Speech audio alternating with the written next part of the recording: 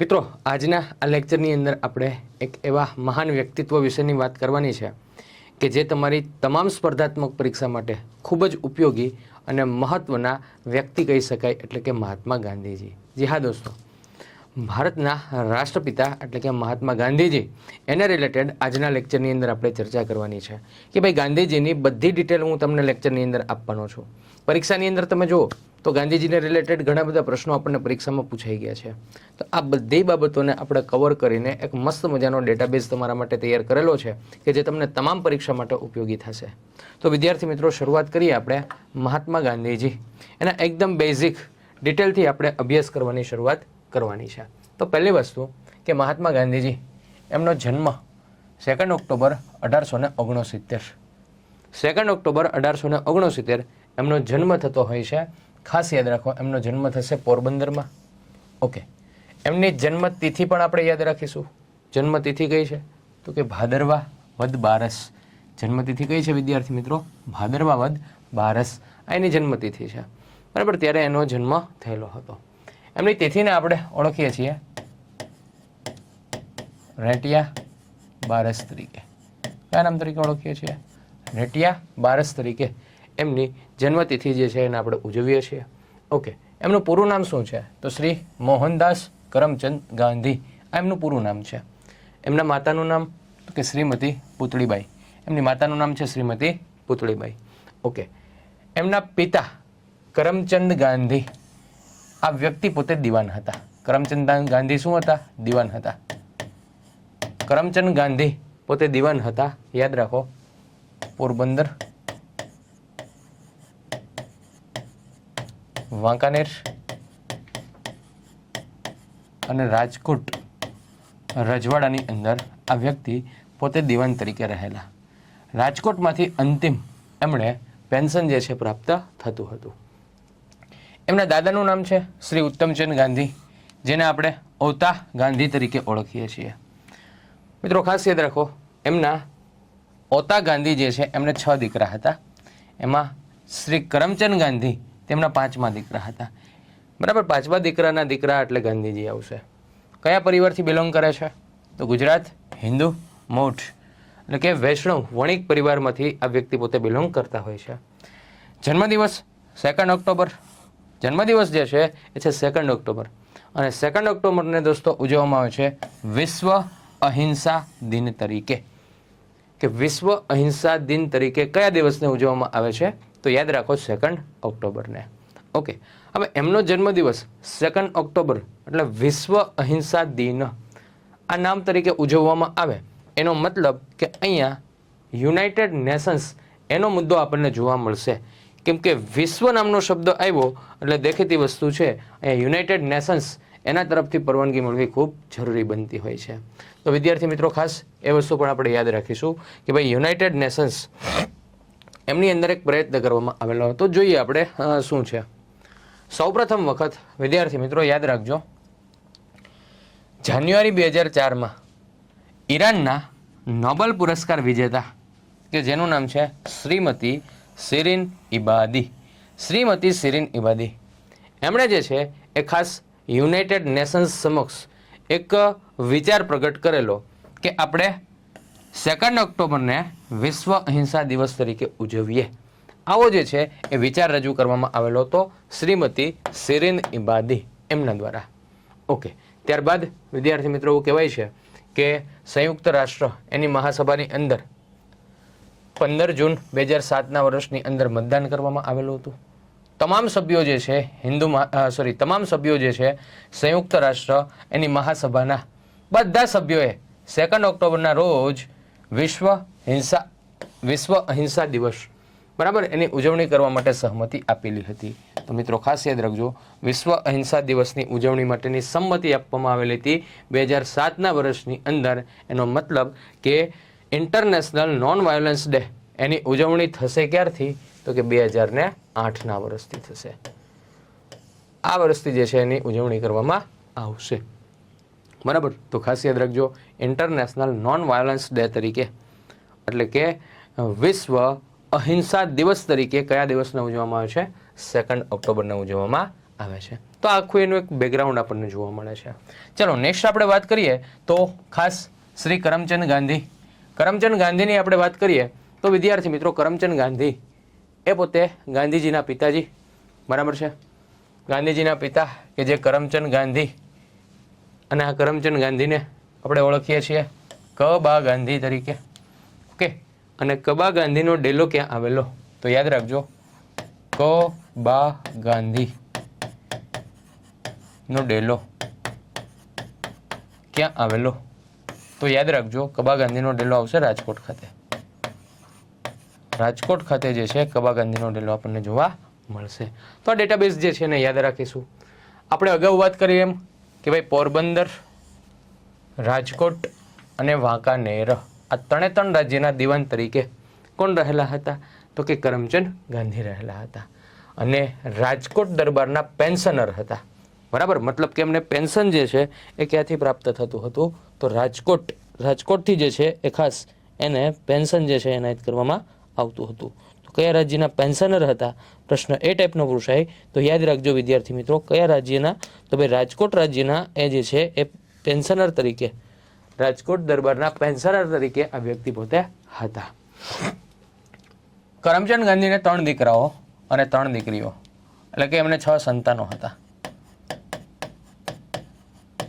આ 6 સંતાનોમાંથી મહાત્મા ગાંધીજી જે છે એ સૌથી નાના હતા. સૌથી નાના કોણ હતા? તો કે મહાત્મા ગાંધીજી. જો એમના પિતાશ્રીનો ઇમેજ અહીંયા આપણે શેર કરેલો છે કે કરમચંદ ગાંધીનો ઇમેજ અહીં સાઈડમાં તમને મેં આપેલો છે. ચલો નેક્સ્ટ આગળ કન્ટિન્યુ કરીએ તો ખાસ ગાંધીજીના બાળપણની આપણે વાત કરીએ તો ગાંધીજીનું બાળપણ કેવું હતું, કઈ રીતે જે છે મોટા થતા હોય છે, કઈ રીતના જે છે એમનું અભ્યાસને લગતી વસ્તુઓ છે, બધી મહત્વની ડેટાબેઝ જે છે એને આપણે ચર્ચામાં લેવાનો છે. તો વિદ્યાર્થી મિત્રો યાદ રાખજો મહાત્મા ગાંધીજી એનું 6 વર્ષ સુધી બાળપણ પોરબંદરની અંદર વીતેલું હતું. 6 વર્ષના થયા ત્યાં સુધી પોરબંદરની અંદર હતા. એમના પિતાશ્રી એટલે કરમચંદ ગાંધી પોરબંદરથી રાજકોટ રાજસ્થાનિક કોર્ટના સભ્ય તરીકે રાજકોટ ટ્રાન્સફર થયા. એટલે ગાંધીજીની ઉંમર ત્યારે કેટલા વર્ષની હતી? તો કે 7 વર્ષની હતી. મહાત્મા ગાંધીજીએ રાજકોટમાં ટોટલ 3 જે છે એ જગ્યાએ અભ્યાસ કરેલો. સૌ પ્રથમ રાજકોટની જે ગામઠી નિશાળ હતી જેનું નામ હતું શાળા નંબર 5 એટલે કે પ્રતાપ કુંવરબા શાળા, એમાં જે છે બાલમંદિરથી લઈને 3જા ધોરણ સુધીનો અભ્યાસ કર્યો. ત્યારબાદ રાજકોટની પરા નિશાળ એટલે કે જેને આપણે શાળા નંબર 1 કહીએ છીએ, કે જે કિશોરસિંહજી શાળા તરીકે ઓળખાય છે, એમાં 1 વર્ષ સુધી એમણે અભ્યાસ કરેલો હતો. ઓકે, અને એના પછી આ વ્યક્તિ જે છે એ પોતે અભ્યાસની અંદર જતા હોય છે. રાજકોટની અંદર આવશે આલ્ફ્રેડ હાઈસ્કૂલ. કઈ જગ્યાએ આવશે વિદ્યાર્થી મિત્રો? રાજકોટની અંદર આવશે આલ્ફ્રેડ હાઈસ્કૂલ. ત્યાં આગળ જે છે એમણે શિક્ષણ પ્રાપ્ત કરેલું હતું.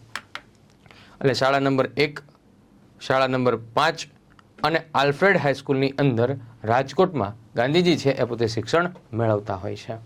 ઓકે, હવે ગાંધીજી જ્યારે હાઈસ્કૂલના પ્રથમ વર્ષમાં હતા એટલે કે 4થા ધોરણની અંદર હતા, એ સમયગાળા દરમિયાન ત્યાં આગળ શાળામાં ઇન્સ્પેક્શન આવતું હોય છે. અને ઇન્સ્પેક્શનની અંદર ત્યાંના જે ઇન્સ્પેક્શન અધિકારી હતા કે જે જાઇલ્સ એનું નામ હતું, આ સાહેબ જે છે એમણે શું કરેલું તો કે તપાસ માટે આવેલા. વિદ્યાર્થીઓને 5 શબ્દ જે છે લખવા માટે આપેલા હતા. અને આ 5 શબ્દોમાંથી એક શબ્દ હતો કેટલ. કેટલ નામનો શબ્દ છે, એનો સ્પેલિંગ ગાંધીજી જે છે એ ખોટો લખતા હોય છે. એટલે ગાંધીજીને આ જાઇલ્સ નામના જે અધિકારી છે ને એમ પગની જે બૂટ પહેરાતા બૂટની અણી, ગાંધીજી ભારતીય બેઠકમાં બેઠા હતા નીચે પલોઠી ક્લાસ, એટલે ગાંધીજીને આમ બૂટની અણી મારી અને ગાંધીજી આમ ઉપર જોયું ને એટલે જાઇલ્સે ઇશારો કર્યો બાજુવાળામાં જોઈ લે એમ. ગાંધીજીએ કાંઈ પણ પ્રકારના એક્સપ્રેશન આપ્યા વગર પોતાના બુકની અંદર ધ્યાન કરી નાખ્યું. આનો મતલબ કે ગાંધીજી જે છે એ પહેલેથી જ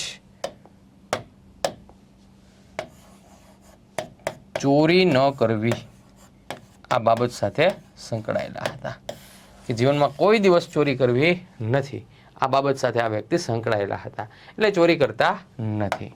ઓકે, ગાંધીજીના સંસ્કૃતના ટીચરનું નામ શું છે તો કે કૃષ્ણાશંકર માસ્તર. ગાંધીજીના સંસ્કૃતના શિક્ષક કોણ હતા? તો યાદ રાખજો કૃષ્ણાશંકર માસ્તર એના સંસ્કૃતના શિક્ષક હતા. અહીંયા તમારા શિક્ષક યાદ ન રહે તો કંઈ નહીં, ગાંધીજીના સંસ્કૃતના શિક્ષક યાદ કરવાના, બરાબર, રાખવાના જ, 100% યાદ રાખવાના. ગાંધીજીને શિષ્યવૃત્તિઓ પણ પ્રાપ્ત થયેલી. તો ગાંધીજીને 5મા ધોરણમાં કેટલી શિષ્યવૃત્તિ મળેલી હતી? તો કે 4 રૂપિયા શિષ્યવૃત્તિ માસિક, દર મહિને 4 રૂપિયા શિષ્યવૃત્તિ મળતી. 6ઠ્ઠા ધોરણની અંદર દર મહિને જે છે એ 10 રૂપિયા શિષ્યવૃત્તિ એને આપવામાં આવતી હતી. ઓકે, ગાંધીજીએ મેટ્રિક્યુલેશનની પરીક્ષા પાસ કરી 1887માં. મેટ્રિકની પરીક્ષા 1887ના વર્ષની અંદર પાસ કરી. ગાંધીજીએ કોલેજનો અભ્યાસ મુંબઈ કરતાં ભાવનગરનો ખર્ચ ઓછો હોવાથી ભાવનગરની શામળદાસ કોલેજની અંદર અભ્યાસ કરેલો હતો. કે ભાઈ ગાંધીજી જે છે એમની ઈચ્છા એવી હતી કે જો હું અભ્યાસ માટે કોલેજમાં મુંબઈ જઈશ ને તો મારે ખર્ચો બહુ જાજો થશે, એના બદલામાં હું અહીંયા ભાવનગરમાં ભણીશ તો ખર્ચો મારો ઓછો થશે. એટલે ભાવનગરની અંદર જે શામળદાસ કોલેજ છે ત્યાં આગળ અભ્યાસ માટે જતા હોય છે કોણ? તો કે ગાંધીજી. બાળપણમાં ધાર્મિક સંસ્કારની વાત કરીએ તો ખાસ એના જીવન ઉપર ટોટલ 2 પુસ્તકોનો વિશેષ પ્રભાવ આપણને જોવા મળે છે. ગાંધીજીના જીવન ઉપર કેટલા? તો કે 2 પુસ્તકોનો વિશેષ પ્રભાવ આપણને જોવા મળે છે. એમાંથી એક છે વિદ્યાર્થી મિત્રો શ્રવણ પિતૃભક્તિ. એક છે શ્રવણ પિતૃભક્તિ. આ નાટક એનું એક વિશેષ મહત્વ જોવા મળે છે. એમના પિતા જે છે એમના દ્વારા ખાસ એક પુસ્તક શ્રવણ પિતૃભક્તિ નાટક એ ખરીદવામાં આવેલું હતું, બરાબર. અને એની અંદર જે કંઈ પણ ઘટનાઓ હતી કે ભાઈ શ્રવણ છે એમના માતા પિતાને કાવડમાં બેસાડીને લઈ જાય છે, તો આ બધી બાબતોનું ચિત્ર ગાંધીજીની નજર સમક્ષ ખડું થતું હોય છે. અને ગાંધીજી જે છે એમના ઉપર એક ઊંડો પ્રભાવ પડતો હોય છે અને ત્યારથી જ પિતૃભક્તિ બાબતની અંદર આ વ્યક્તિ પોતે આગળ પડતા આપણને જોવા મળતા હોય છે. ઓકે, અને બીજું આપણા ખાસ એના જીવન ઉપર જોવા મળે છે એ છે સત્યવાદી હરિશ્ચંદ્ર, બરાબર. બીજી જે છાપ જોવા મળે છે એ છે સત્યવાદી હરિશ્ચંદ્ર, એનું નાટક. આ નાટકથી ગાંધીજી ઉપર ઊંડી અસર પડે છે અને ક્યારે પણ જૂઠું ન બોલવું એ બાબતમાં ગાંધીજીને પ્રેરણા મળતી હોય છે. હવે ગાંધીજી જે છે એ પોતે નાના હતા ને એ સમયગાળા દરમિયાન ભૂત પ્રેતથી બહુ બીતા, અને એમના સમયગાળામાં ખાસ એમની એક ઘરે નોકર આવતા, એ નોકરનું નામ હતું રંભા. નોકરનું નામ શું હતું? તો કે રંભા નોકર હતી. ઓકે, જેને ગાંધીજી દાઈ કહીને બોલાવતા. ઓકે, હવે ગાંધીજી એને હુકામ દાઈ કહીને બોલાવતા એ મન ન પૂછતા, હા, એને દાઈ કહીને બોલાવતા હતા. એમણે ગાંધીજીને ભૂત પ્રેતની વાતથી બચાવવા માટે એક જપ આપેલો હતો, રામ નામનો જપ. કે રામ નામનો જપ એને કોણે આપેલો હતો? તો કે રંભા, જેને દાઈ તરીકે બોલાવતા એને નામ આપેલો હતો. ગાંધીજીને સર્વ સંપ્રદાયો વિશે સમાન ભાવ હતો. એની તાલીમ રાજકોટની અંદર પ્રાપ્ત થયેલી હતી કે ભાઈ બધા સંપ્રદાયો એક સમાન છે, સર્વ ધર્મ સમભાવ, એની ભાવના સાથે ગાંધીજી જોડાયેલા હતા. તો ખાસ એની બાબત સાથે એમને જે સપોર્ટ મળતો હોય છે એ રાજકોટની અંદર એને સપોર્ટ મળતો હોય છે.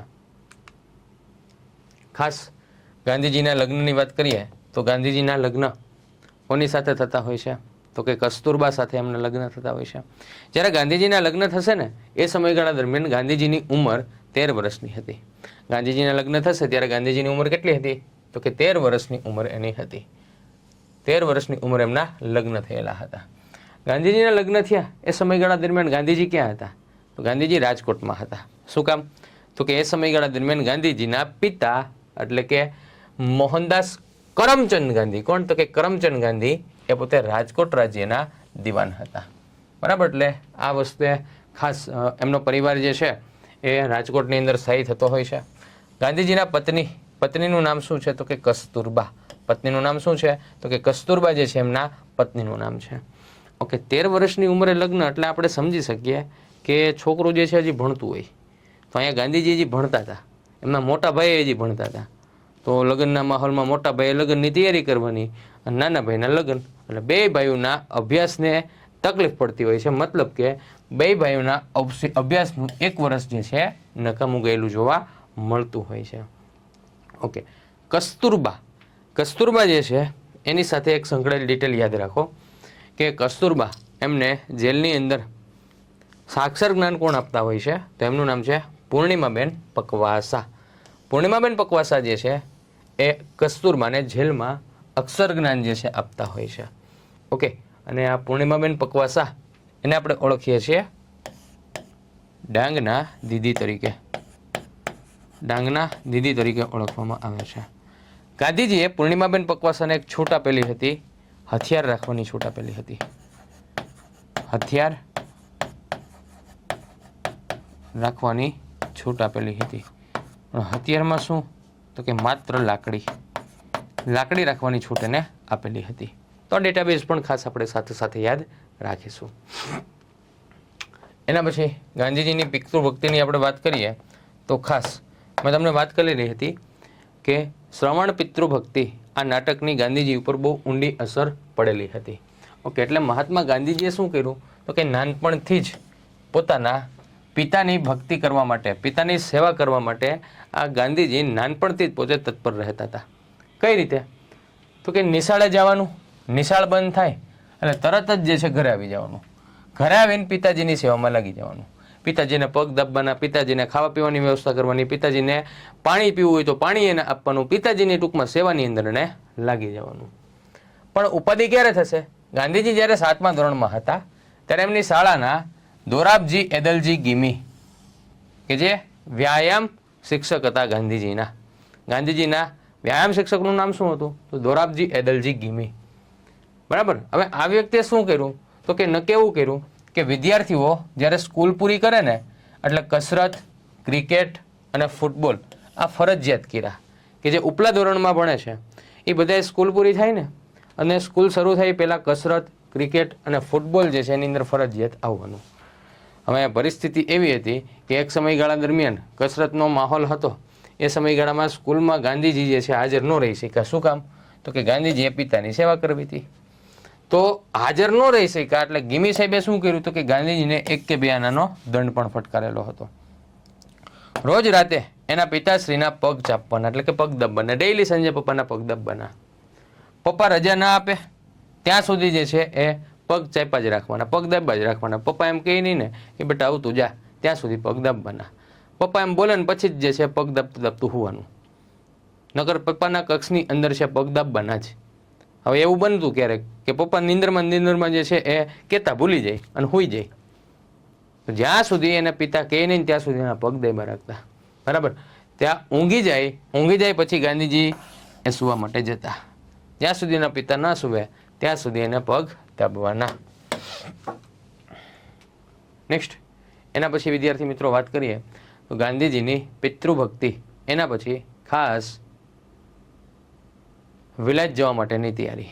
હવે પરિસ્થિતિ એવી છે કે ગાંધીજી જે છે એને મેટ્રિકના પરીક્ષા આપી દીધી અને મેટ્રિકની પરીક્ષા આપવા માટે એમણે એક સ્થળ પસંદ કરેલું હતું. એ સ્થળ એટલે અમદાવાદ. ગાંધીજીએ મેટ્રિકની પરીક્ષા માટેનું સ્થળ જે પસંદ કરેલું હતું એ સ્થળ કયું હતું તો કે અમદાવાદનું સ્થળ હતું. એ માટે રાજકોટ હતા તો રાજકોટથી અમદાવાદ જવાનું હતું. તો રાજકોટથી અમદાવાદ પ્રથમ વખત એકલા એમણે મુસાફરી કરેલી હતી. ક્યારે? તો કે જ્યારે એણે મેટ્રિકની પરીક્ષા આપવા માટે પરીક્ષા સ્થળ નક્કી કર્યું હતું અમદાવાદ, અને ત્યારે એ હતા રાજકોટમાં. અને રાજકોટથી અમદાવાદ એકલા એમણે પ્રથમ વખત મુસાફરી કરેલી હતી. ગાંધીજીના કુટુંબના જૂના મિત્ર અને ખાસ કહી શકાય એક સલાહકાર વ્યક્તિ હતા જેનું નામ હતું માવજી દવે. આ માવજી દવેએ ગાંધીજીને કીધું કે તમે ભણે ગણે બહુ હોશિયાર છો તો એક કામ કરો ને, તમે વિલાયત જઈને બેરિસ્ટર બનો ને, એટલે કે વકીલ બનો ને. હવે માવજી દવેને ગાંધીજી જોશીજી તરીકે ઓળખાવતા. ગાંધીજી શું કહેતા એને? જોશીજી. અને તેમનો કેવળરામ નામનો એક દીકરો પણ વિલાયતમાં હતો. આથી ગાંધીજી જો વિલાયત જશે તો 3 વર્ષમાં ભણીને પાછા આવી જશે અને ખર્ચ પણ 4-5 હજારથી વધારે નહીં થાય એવી તેમણે ભલામણ કરી. કે ભાઈ મારો દીકરો કેવળરામ પણ ભણે છે તો અહીંયા મિસ્ટર ગાંધીને તમે મોકલો બેરિસ્ટર બનવા માટે. જશે 3 વર્ષમાં પાછા આવી આવશે, 4-5 હજારથી વધારે ખર્ચો નહીં થાય ભાઈ, અને તમે બેરિસ્ટર બનાવવા માટે મોકલો. હવે એ સમયગાળા દરમિયાન ગાંધીજીના મમ્મી વધારે એક્ટિવ, પિતા કરતાં મમ્મી વધારે એક્ટિવ. એટલે એમણે જે છે એ ડિસાઇડ એવું કર્યું ગાંધીજીના મમ્મીએ કે ભાઈ તું છે ને પહેલાં એક કામ કર, પોરબંદર જા અને ત્યાં જઈને તારા કાકા જે છે એની સલાહ લે. તારા કાકા કહીને તો તું જા. બરાબર. એટલે ગાંધીજી આવશે પોરબંદર. હવે પોરબંદર આવશે ને એટલે ગાંધીજીએ શું કર્યું તો કે ત્યાં આવીને 2 કામ કરવાના હતા. પહેલું કામ કે પોરબંદર જઈને તેના એડમિનિસ્ટ્રેટર હતા જેનું નામ હતું લેલી સાહેબ. લેલી સાહેબ પાસે જે છે મદદ માંગવા માટેનું કીધું કે અમને પૈસા આપો ને તો આ વ્યક્તિ જે છે એટલે ગાંધી એ વ્યક્તિ પોતે જાય બેરિસ્ટર બને અને બેરિસ્ટર બનીને પાછા આવે. પણ પોરબંદરમાં એડમિનિસ્ટ્રેટર લેલી સાહેબે ચોખ્ખા શબ્દમાં કહી દીધું કે પહેલાં તું અહીં ગ્રેજ્યુએટ થઈ જા, BA પાસ કરી લે, પછી મને મળજે. હમણાં કાંઈ મદદ હું તને આપી શકું એમ નથી, એમ કહીને મદદ કરવાનો કરી દીધો ઇનકાર. એટલે એક બાજુ છે સપોર્ટના મેળો. ઓકે, બીજી બાજુ તો કે ગાંધીજી એમના કાકાને મળવા માટે જશે કે ભાઈ મારે વિલેજ જવું છે, મમ્મીએ કીધું છે કે કાકાની સલાહ લઈ લે, કાકા કહીને તો આપણે જવાનું છે. એટલે કાકાની સલાહ લેવા માટે ગયા. કાકાને પૂછ્યું ને તો કાકાએ શું કીધું, જો તારા બા તને હા પાડે, રજા આપે તો મારા આશીષ તને છે જ. એટલે કાકાએ બા ઉપર ઢોળ દીધું કે તારા બા તને કહી ને તો તમે ધરવીઓ જતું, બાકી મારા આશીષ તો તારી પાસે છે, તારી સાથે છે જ. હવે ગાંધીજી જેવી રીતે પોરબંદર પહોંચ્યા હતા તો પોરબંદર કઈ રીતે ગયા હતા સમજો. પોરબંદર જવા એમણે પહેલાં ધોરાજી સુધી ગાડું કર્યું, રાજકોટથી ધોરાજીનું ગાડું કર્યું. ધોરાજીથી પોરબંદર એક દિવસ વહેલા પહોંચવા માટે એણે ઊંટ કર્યું અને ગાંધીજીની ઊંટની આ પ્રથમ સવારી હતી. ઊંટની સવારનો પ્રથમ અનુભવ ગાંધીજીને આ સમયગાળા દરમિયાન થયેલો હતો. તો આવી રીતે ગાંધીજી રાજકોટથી પોરબંદર પહોંચશે, લેલી સાહેબને મળશે, એમના કાકાને મળશે. લેલી સાહેબ મદદની ના પડી દેશે ને એમના કાકા કહેશે તારા બા તને હા પડે તો તું વિદેશ જા, મારા આશીષ તારી સાથે જ છે. આવી રીતે કહી દીધું. ગાંધીજી એવા ફરી પાછા રાજકોટની અંદર. ગાંધીજીની એન્ટ્રી હવે થઈ રાજકોટમાં. ગાંધીજી ઘરે આવ્યા. ઘરે આવીને એમણે એમના મમ્મીને બધી વાત કરી કે મમ્મી મને જે છે એ કાકાએ એવું કીધું છે કે તારા બા તને કહે ને તો તમે તરતું જાજે. અને લેલી સાહેબે મદદ કરવાની ના પાડી દીધી છે. એટલે કાકાને પહેલી પ્રાયોરિટી આપી એમના મમ્મીએ કે વાંધો નહીં, કાકાએ કીધું છે ને વાંધો નહીં, તાર જવું હોય તો તમે તરજા, પૈસાની ઉપાધિ ન કરતો બધું થઈ જાય. અને માતાએ જે તે સમયગાળાની અંદર એમના એક વડીલ વ્યક્તિ અને કહી શકાય એવા ધાર્મિક બાબતોનું આસ્થાના કેન્દ્ર ગણી શકતા એવા વ્યક્તિ હતા જેનું નામ હતું બેચરજી સ્વામી. આ બેચરજી સ્વામીને એમની માતાએ પૂછ્યું કે ભાઈ મારો દીકરો જે છે એને વિલાયત મોકલવો છે, એની સાથે તમે વાત કરો, બરાબર, એને માર્ગદર્શન આપો ને પછી આપણે એને મોકલીએ. એટલે માતાએ ગાંધીજીને કીધું કે બેચરજી સ્વામીને પૂછી લે, પછી જ હું તને પરવાનગી આપીશ કે તારે વિદેશ જવું કે ન જવું. બેચરજી સ્વામી અને ગાંધીજીની મુલાકાત થઈ. બેની મુલાકાત થઈ. ગાંધીજી પાસે 3 બાબતોની બેચરજી સ્વામી જે છે એ પ્રતિજ્ઞા લેવડાવશે. બેચરજી સ્વામીએ શું કીધું તો કે 3 પ્રતિજ્ઞા લે પછી તું વિલેજ જા. પહેલી પ્રતિજ્ઞા, કોઈ દિવસ માંસ ખાઈશ નહીં, આ પહેલી પ્રતિજ્ઞા. બીજું, કોઈ દિવસ મદિરા પીશ નહીં, એટલે કે દારૂ નહીં પીવું, આ બીજી પ્રતિજ્ઞા. અને સ્ત્રી સંઘથી દૂર રહીશ, આ ત્રીજી પ્રતિજ્ઞા. આ 3 પ્રતિજ્ઞા લઈને ગાંધીજી જે છે એને વિલાયત જવા માટેની આજ્ઞા એમની માતા આપતા હોય છે. કોના કહેવાથી? બેચરજી સ્વામીએ 3 પ્રતિજ્ઞા લીધી, ગાંધીજીએ સ્વીકાર્યું, પછી એની માતાએ કીધું કે હવે તું વિલાયત જા, મારી આજ્ઞા છે. પછી ગાંધીજી જતા હોય છે વિલાયતની અંદર. તો આ રીતે ગાંધીજી છે ઇંગ્લેન્ડની અંદર બેરિસ્ટર બનવા માટે જશે. ઓકે, મંજૂરી મળી ગઈ. પછી વિલાયત જવા માટે ગાંધીજી મુંબઈ આવશે. ઓકે, મુંબઈની આ તેમની પ્રથમ મુસાફરી હતી. પહેલી વાર મુંબઈ આવ્યા હતા. ભણવા આવું હતું પણ વધારે ખર્ચો થાય એટલે ભાવનગરમાં ભણી લીધું હતું. એટલે મુંબઈની આ પ્રથમ એની મુસાફરી હતી. આ પ્રથમ મુસાફરી તેટલી એકલા ન મોકલે, એક વડીલ ભાઈને એને મોકલ્યા હતા. એને મૂકવા માટે જે છે એ આવેલા હતા મુંબઈની અંદર. હવે દરિયામાં એ સમયગાળા દરમિયાન તોફાન હતું એટલે ગાંધીજીને થોડો સમય મુંબઈની અંદર રોકાવું પડ્યું હતું, કેમ કે દરિયામાં તોફાન હતું એટલે વ્યવસ્થિત રીતે જે છે ત્યાંથી જઈ શકાય એવું હતું નહીં. શ્રી તંબકરાય મજમુદાર એની સાથે વિલાયત જવા માટે 4 સપ્ટેમ્બર 1888ના રોજ ગાંધીજીએ મુંબઈનું બંદર છોડ્યું હતું. ગાંધીજી બેરિસ્ટર બનવા માટે ઇંગ્લેન્ડ જશે 1888માં. એમની સાથે કોણ હતા? એમની સાથે ત્રંબકરાય મજમુદાર આ વ્યક્તિ હતા. હવે આ સમયગાળા દરમિયાન તમે જુઓ તો ગાંધીજીની ઉંમર 18 વર્ષની હતી. કેટલા વર્ષની હતી? 18 વર્ષની એમની ઉંમર હતી. 18 વર્ષની ઉંમરે આ વ્યક્તિ પોતે જતા હોય છે ક્યાં તો કે વિલાયતની અંદર અભ્યાસ માટે જતા હોય છે. ઓકે, વિલાયતમાં અભ્યાસ માટે જશે. અભ્યાસ કરીને આ વ્યક્તિ સમજો 1888માં જશે, બરાબર. પછી 3 વર્ષ 1891ના વર્ષની અંદર બેરિસ્ટર બની જશે. બેરિસ્ટર બનીને ગાંધીજી આવશે ભારતમાં. 1891 અને 1892 2 વર્ષની અંદર વકીલાત કરશે ભારતમાં. 1893ના વર્ષની અંદર ગાંધીજી શેઠ અબ્દુલ્લા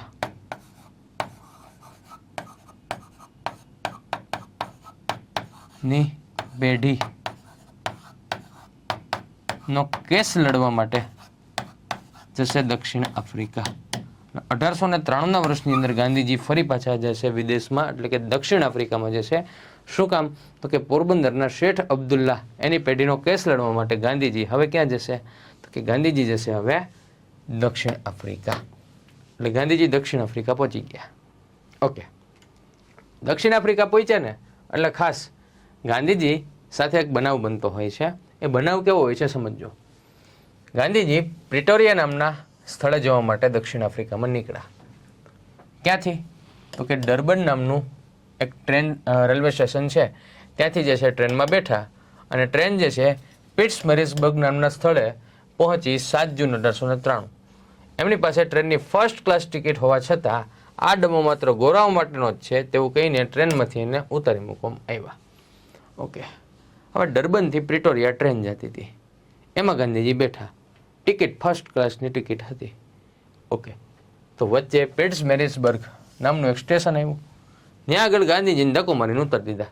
એ કે આ જે રેલવેનો ડબ્બો છે ને એ માત્ર ગોરાઓ માટે છે.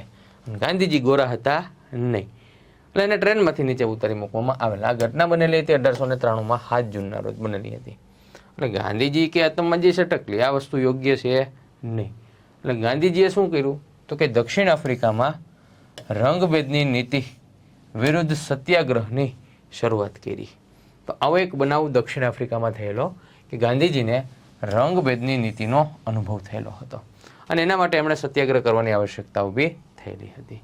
ઓકે, 7 જૂન 2018ના રોજ આ ઘટનાના કેટલા 125 વર્ષ પૂર્ણ થયા છે. પિટ્સમેરિસબર્ગ દક્ષિણ આફ્રિકાના નાતાલ અથવા તો કોવાઝુલુ નાતાલ પ્રાંત અથવા તો રાજ્યનું એક પાટનગર હતું પિટ્સમેરિસબર્ગ. બરાબર, આ બે મુદ્દા યાદ રહી તો ઠીક છે, ન રહી તો ઉપાધિ કરતા નહીં. ઓકે, હવે ગાંધીજી એના દ્વારા કેટલીક સંસ્થાઓ સ્થાપિત કરવામાં આવેલી. તો આ બધી સંસ્થાઓ જે છે એ સંસ્થાઓ કઈ કઈ છે, ક્યાં સ્થાપના કરતા હોય છે, સ્થાપના વર્ષ કયું છે, એ બધી વસ્તુ આપણા માટે અગત્યની હોય છે, મહત્વની હોય છે. તો આપણે એને યાદ રાખવાનો પ્રયત્ન કરીએ. તો ગાંધીજી જે છે એના દ્વારા સ્થાપિત સંસ્થાઓ, એની અંદર એક સંસ્થા છે ઇન્ડિયન નાતાલ ઓર્ગેનાઇઝેશન. આની સ્થાપના ક્યાં કરવામાં આવતી હોય છે? દક્ષિણ આફ્રિકામાં.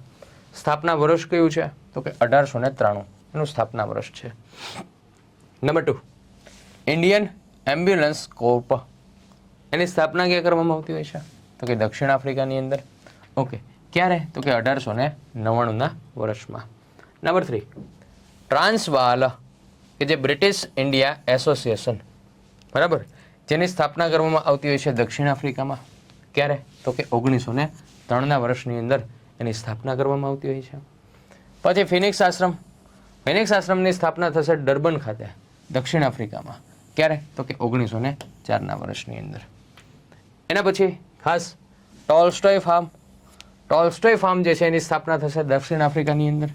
ક્યારે? 1910ના વર્ષમાં. મિસ્ટર ગાંધી ભારતમાં આવશે 1915માં. 1915માં ભારતમાં આવશે અને એમના દ્વારા કોચરબ આશ્રમ એની સ્થાપના કરવામાં આવશે. ક્યારે? યાદ રાખો, અમદાવાદ ગુજરાતની અંદર 25 મે 1915ના રોજ. 2 વર્ષ પછી સાબરમતી આશ્રમ એની સ્થાપના કરવામાં આવશે. કઈ જગ્યાએ? અમદાવાદ ગુજરાતમાં. ક્યારે? 1917ના વર્ષની અંદર. નંબર 3, ગુજરાત વિદ્યાપીઠ. એની સ્થાપના શ્રી ડાહ્યાભાઈ મહેતાના બંગલાની અંદર અમદાવાદ ગુજરાતની અંદર મિસ્ટર ગાંધી 18 ઓક્ટોબર 1920ના રોજ કરતા હોય છે. ઓકે, સેવાગ્રામ આશ્રમ એની સ્થાપના કરવામાં આવતી હોય છે વર્ધા, કે જે મહારાષ્ટ્રની અંદર આવેલ છે. ક્યારે? તો કે 10 મે 1936. આ બધી સંસ્થાઓ સ્થાપતા હોય છે. આ ઉપરાંત એમણે ઘણા બધા સંપાદનો પણ કરેલા, જેની અંદર વાત કરીએ તો ઇન્ડિયન ઓપિનિયન, કે જે દક્ષિણ ભારતની અંદર એમણે દક્ષિણ આફ્રિકાની અંદર એમણે શરૂ કરેલું હતું. ઓકે, બીજા 2 સંપાદનો યાદ રાખી શકાય. એક છે યંગ ઇન્ડિયા અને બીજું છે નવજીવન. આ બંને જે છે એમના દ્વારા સંપાદન કરવામાં આવેલા હતા. ખાસ એના પછી વાત કરીએ તો પ્રવાસી ભારતીય દિવસ. હવે ગાંધીજી 1915ના વર્ષમાં ભારતમાં પાછા આવશે. ક્યાંથી? તો કે દક્ષિણ આફ્રિકાથી. ક્યારે ગયા હતા? 1893માં. આવ્યા ક્યારે? 1915માં. 22 વર્ષનો સમયગાળો. 22 વર્ષ પછી ગાંધીજી હવે ભારતમાં એન્ટર થશે. ગાંધીજી ભારતમાં એન્ટર થશે એ તારીખ કઈ છે? તો કે 9 જાન્યુઆરી 1915.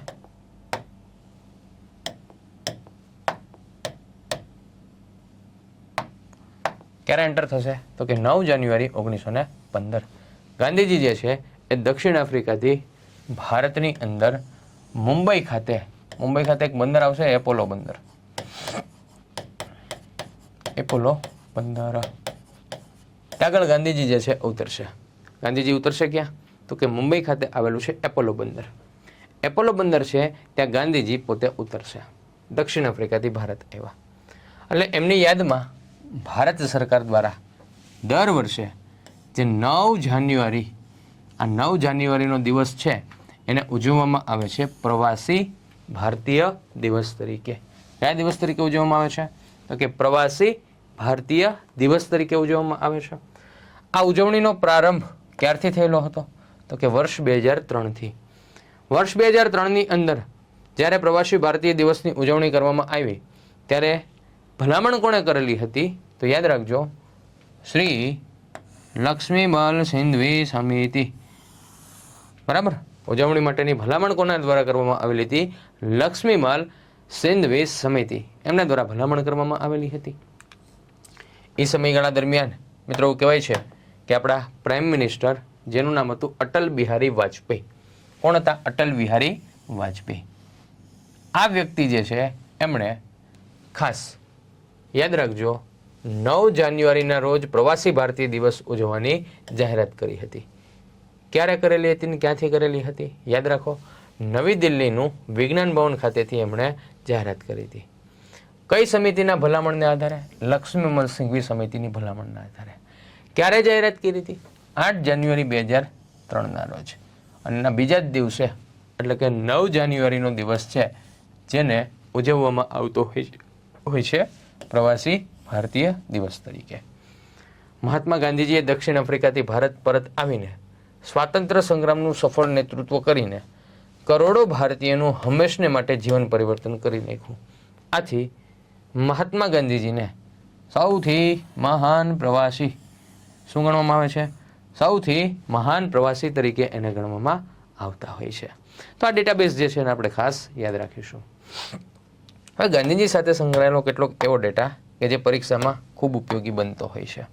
એ ડેટાની વાત કરીએ તો ગાંધીજીએ આપેલા ઉપનામો કે ગાંધીજીએ કોઈને ઉપનામો આપ્યા હોય, બરાબર, તો એમાં સૌથી પહેલાં આવશે રાષ્ટ્રીય કવિ મૈથિલી શરણ ગુપ્તા, ચરોતરનું મોતી મોતીભાઈ અમીન, દીનબંધુ CF એન્ડ્રુઝ, સવાઈ ગુજરાતી કાકા સાહેબ કાલેલકર, કાયદે આઝમ મોહમ્મદ અલી ઝીણા, બંગબંધુ MS ગૌલેકર, મુક સેવક રવિશંકર મહારાજ.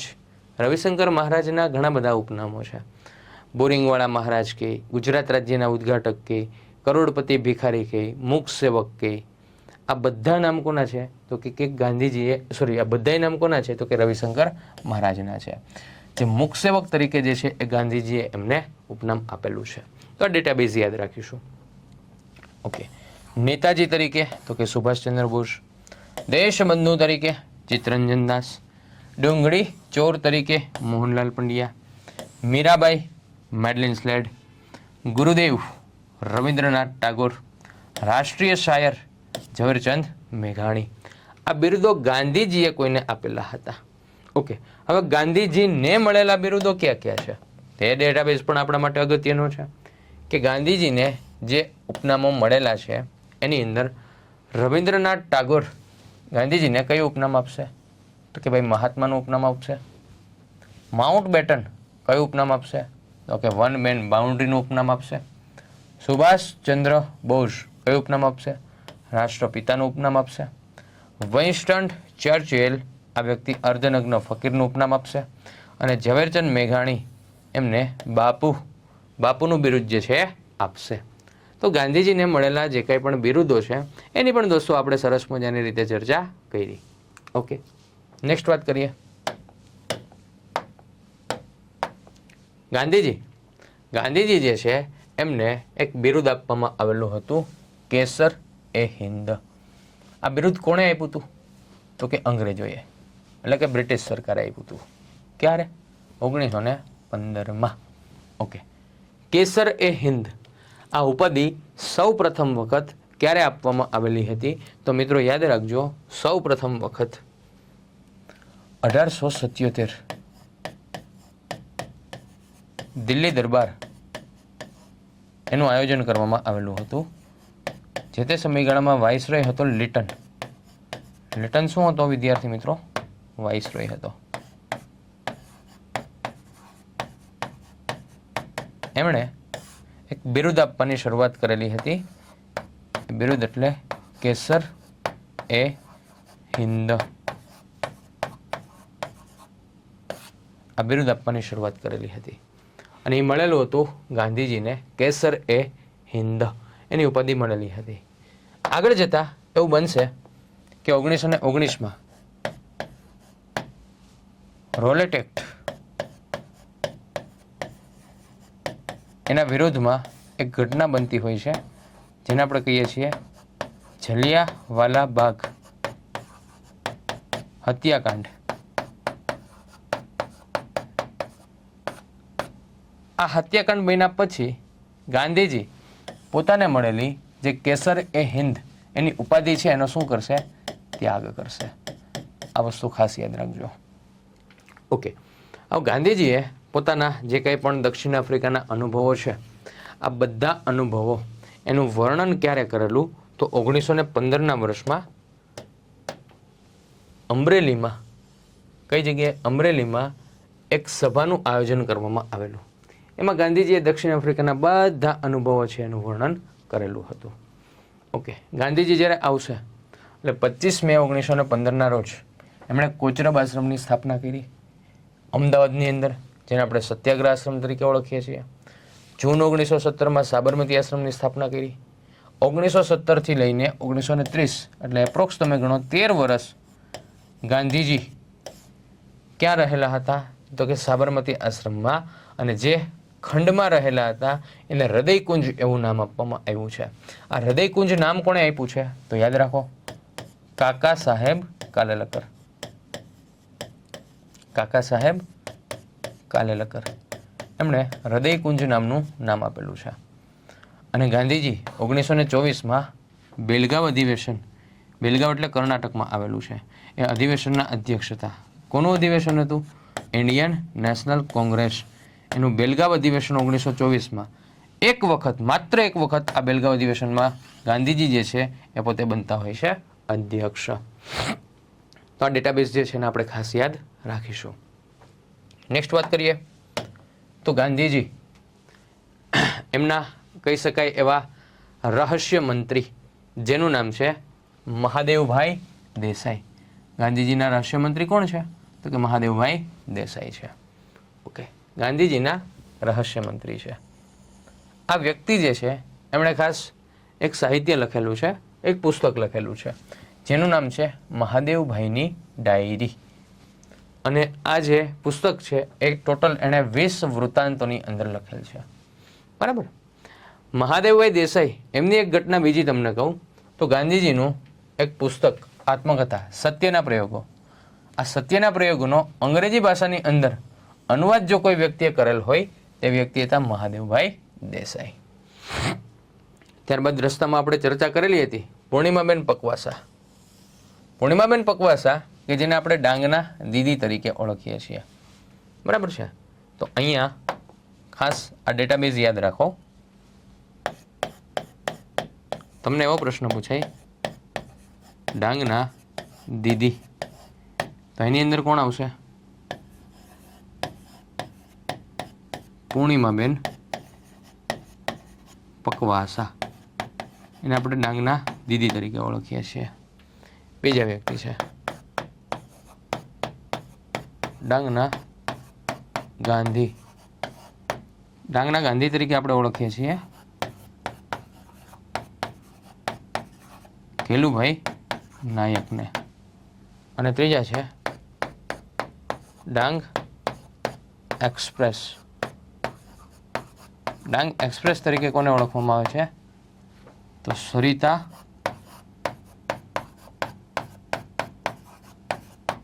ગાયકવાડને ઓળખવામાં આવે છે. ઓકે, તો ડાંગના દીદી તરીકે કોને ઓળખીએ છીએ આપણે? પૂર્ણિમાબેન પકવાસાને. ગાંધીજી એને હથિયાર રાખવાની છૂટ આપેલી હતી. હથિયારમાં માત્ર ને માત્ર લાકડી, AK-56 નહીં. શું યાદ રાખવાનું છે આપણે? લાકડી.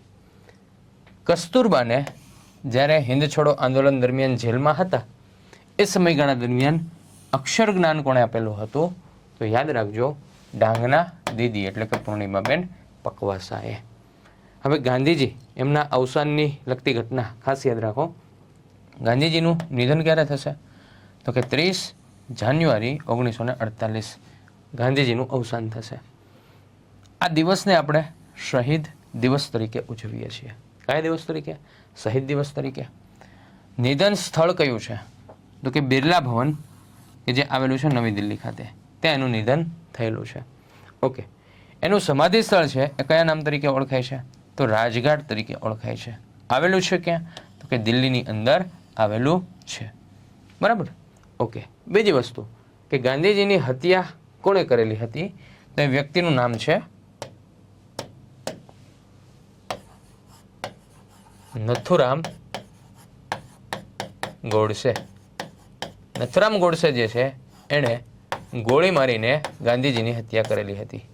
ગોળી મારી હતી. અને ગાંધીજીનું અવસાન થયું ત્યારે એના અંતિમ શબ્દો કયા હતા? તો અંતિમ શબ્દો હતા હે રામ. અંતિમ શબ્દો કયા હતા એના? તો કે હે રામ. આ એના અંતિમ શબ્દ હતા. આ રીતે ગાંધીજી જે છે એમની હત્યા થતી હોય છે. અને ગાંધીજીનું અવસાન 30 જાન્યુઆરી 1948 બરાબર એ દિવસે થયેલું હતું, જેને આપણે શહીદ દિવસ તરીકે ઉજવીએ છીએ. ઓકે, હવે ગાંધીજી એમના દ્વારા કેટલાક પુસ્તકો લખવામાં આવેલા કે જે પરીક્ષાઓની અંદર આપણને પૂછી લેતા હોય છે. તો ગાંધીજી દ્વારા જે પુસ્તકો લખવામાં આવ્યા એ પુસ્તકો કયા કયા છે? તો એક છે સર્વોદય દર્શન, એના પછી છે બાયાની કેળવણી, પછી છે કેળવણીનો કોયડો, પછી છે ખરી કેળવણી, એના પછી છે હિન્દ સ્વરાજ, આરોગ્યની ચાવી, પછી છે ગીતાબોધ, એના પછી છે સત્યાગ્રહનો ઇતિહાસ, એના પછી છે સત્યના પ્રયોગો. આ બધા જે છે એ શું છે? તો કે ગાંધીજી દ્વારા લખવામાં આવેલા પુસ્તકો છે. નેક્સ્ટ વાત કરીએ તો ગાંધીજી એના ઉપર લખાયેલા પુસ્તકો પણ કેટલાક છે કે ગાંધીજીના જીવન ઉપર લખાયેલા પુસ્તકો. તો આ બધા જે છે ગાંધીજીના જીવન ઉપર લખાયેલા પુસ્તકો છે અને સામે એમના લેખકોના નામ આપેલા છે. તો મારી દ્રષ્ટિએ તમારે આ કોષ્ટક છે ને એને યાદ રાખવું જરૂરી છે, કેમ કે અત્યારની પરીક્ષાઓમાં આપણને GPSCમાં પણ એવા પ્રશ્નો પૂછાય છે કે આ પુસ્તક કોના દ્વારા લખાયેલું છે. કોઈ પુસ્તકનું નામ આપી દઈ, સપોઝ કે એન્ટરટેઇનિંગ ગાંધી, આ પુસ્તકના રચયિતા કોણ છે? તો મ્યુરિયલ લેસ્ટર. મ્યુરિયલ લેસ્ટર જે છે એ વ્યક્તિ છે. તો આવા પ્રશ્નો પૂછાય છે. તો ગાંધીજી ઉપર લખાયેલા પુસ્તકો અને એના લેખકો, એના નામ ખાસ તમે યાદ રાખી લેજો. બરાબર. આ બે સ્લાઇડ જે છે તમારા ઉપર હું જવાબદારી સોંપું છું કે આને તમે યાદ રાખી લેજો. બરાબર. ખાસ અલગ અલગ પ્રકારની કૃતિ, લેખક, રચયિતા છે, આ વસ્તુ આપણે યાદ રાખવી જરૂરી બનતી હોય છે. ઓકે, તો ગાંધીજીને રિલેટેડ જે કાંઈ પણ મહત્વનો ડેટાબેઝ હતો એની આપણે દોસ્તો ચર્ચા કરી લીધી છે. બહુ સરસ મજાની અને અગત્યની માહિતી તમારા સુધી પ્રોવાઈડ કરેલી છે. આશા રાખું છું કે તમને બધાને ખૂબ મજા આવી હશે. તો વિદ્યાર્થી મિત્રો, આ લેક્ચર છે એને સંપૂર્ણતઃ તમે નિરાતે જોયો એ બદલ આપ સૌ વિદ્યાર્થી મિત્રોને થેન્ક યુ વેરી મચ. બીજું કે આની અંદર જે ડિટેલ આપી છે ને પરીક્ષા લક્ષી છે, તો ખાસ બધા વિદ્યાર્થી મિત્રો એને ધ્યાને લેવાનું છે. ઓકે, આનું રિવિઝન પણ સરસ મજાની રીતે કરી લેજો. ફરી પાછા દોસ્તો આપણે કોઈ નવા ટોપિક સાથે મળીએ. ત્યાં સુધી બધાને થેન્ક યુ વેરી મચ.